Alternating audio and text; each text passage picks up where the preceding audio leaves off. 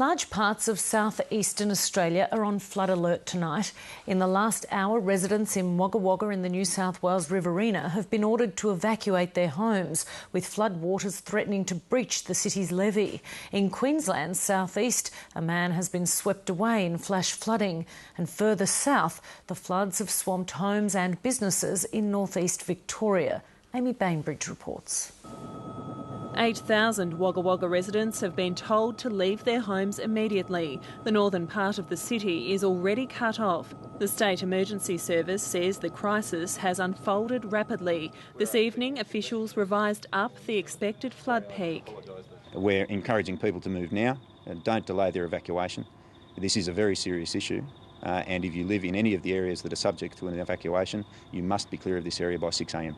The Murrumbidgee River has been steadily rising. Upstream, Burrinjuck Dam is spilling tens of thousands of megalitres of water a day. Around Wagga, the Army has been helping out with sandbagging. And SES workers are helping to save property. You just live in our suitcases and trying to find somewhere to stay and your life's a bit turned upside down. Once again, southeast Queensland is bearing the brunt of torrential rain. More than 300 millimetres has been dumped in some areas. A man died after his four-wheel drive was swept away in the town of Glenwood. It is not worth your life to drive through any floodwaters.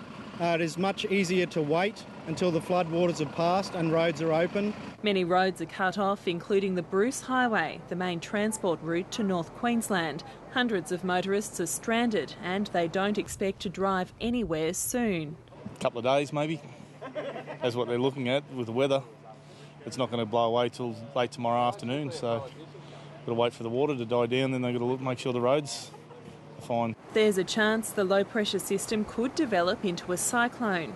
And in northeastern Victoria, authorities say at least 40 homes and businesses are underwater in the town of Numurkah. There are mixed fortunes. This home was built in 1893 and was just inches away from being flooded. Very fortunate. We were one of the lucky ones. We're actually up the north end of town, so we're a little bit luckier than the guys up here in the south.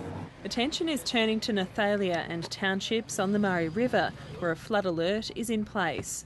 We've done the sandbagging that we can do. We've got the Army heading over very soon to help us finish off the sandbags, and we're just hoping it all holds then.